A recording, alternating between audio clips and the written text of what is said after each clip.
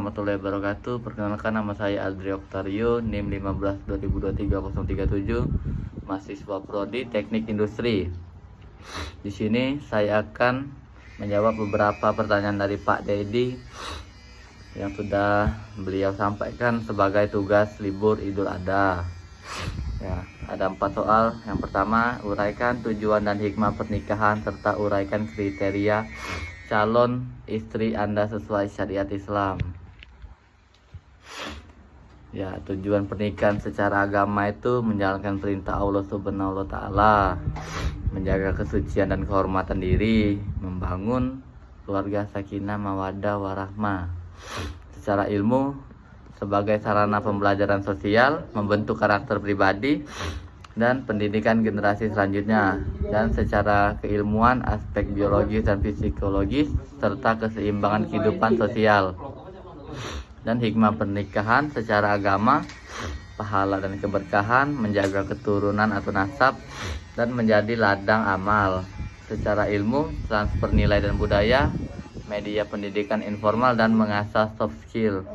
Dan secara keilmuan, stabilitas sosial, meningkatkan kualitas hidup dan penyempurnaan fitrah manusia.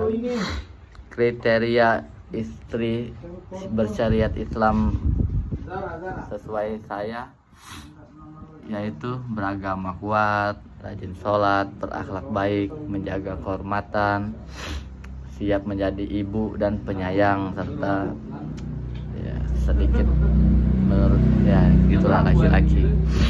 Pertanyaan kedua, jelaskan kewajiban dan hak suami terhadap istri, istri terhadap suami, anak terhadap orang tua terhadap anak. Sertakan juga dalil yang mendukung pernyataan saya. Oke. Kewajiban suami terhadap istri, kewajibannya menafkahi, melindungi, memperlakukan istri dengan baik, bergaulah dengan mereka secara patut. Quran Surat An-Nisa ayat 19. Haknya ditaati, dihormati, dijaga kehormatannya.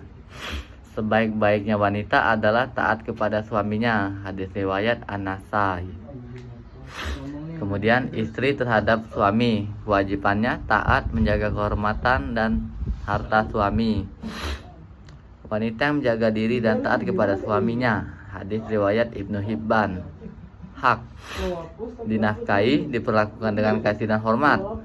Kewajiban ayah memberi makan dan pakaian. Quran Surat Al-Baqarah ayat 233. Kemudian anak terhadap orang tua, kewajibannya berbakti, menghormati, tidak membentak. Jangan katakan apa, jangan membentak. Quran Surat Al-Isra ayat 23. Hak dikasihani, dididik dan diberi nafkah. Didiklah mereka sejak kecil. Hadis riwayat Abu Daud. Kemudian orang tua terhadap anak, kewajibannya memberi nama baik, nafkah, dan pendidikan agama. Hadisnya, setiap kalian adalah pemimpin. Hadis riwayat Bukhari Muslim. Dan haknya itu dihormati, ditaati, dan dirawat saat tua. Hadisnya, kasihilah mereka sebagaimana mereka mendidikku. Quran Surat Al-Isra ayat 24. Dan kemudian pertanyaan ketiga, jelaskan latar belakang disyariatkannya faraid. Sebutkan sebab waris mewarisi dan sebab tidak mendapatkan warisan. Oke. Latar belakang disyariatkannya faraid atau ilmu waris. Faraid disyariatkan untuk 1. Menegakkan keadilan dalam pembagian harta warisan. 2. Menjaga hak ahli waris, terutama yang lemah, anak-anak dan istri. Dan 3. Menghindari konflik dalam keluarga setelah kematian seseorang atau peninggal waris. Allah mewasiatkan kepadamu tentang pembagian warisan untuk anak-anakmu. Quran Surat An-Nisa ayat 11. Sebab-sebab kita mendapatkan warisan.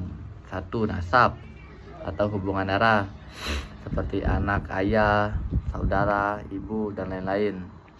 2. Pernikahan, suami atau istri yang sah. 3. Walah, hubungan karena memerdekakan budak dalam konteks sejarah Islam dulu sekali itu. Sebab-sebab tidak mendapat warisan. 1. membunuh atau pembunuhan. Ahli waris membunuh pewaris secara sengaja. No ya, membunuh. 2. Perbedaan agama. Muslim dan non-muslim tidak dapat saling mewarisi. Dan ketiga, budak tidak memiliki hak waris sehingga tidak diwarisi. Pertanyaan keempat. Buatlah simulasi perhitungan faraid keluarga Anda. Jika yang wafat adalah ayah dengan meninggalkan harta warisan 100 juta setelah dikurangi zakat, pengurusan jenazah, hutang dan lain-lain, berapa jumlah yang didapat masing-masing ahli waris sesuai kaidah fikih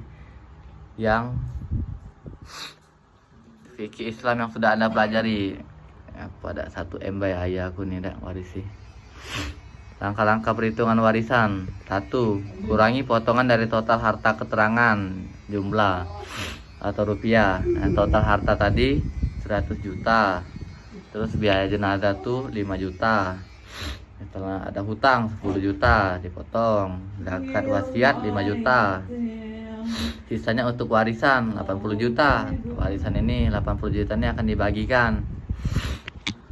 Pembagian warisan 80 juta tuh ahli waris bagian perhitungan jumlah. 1.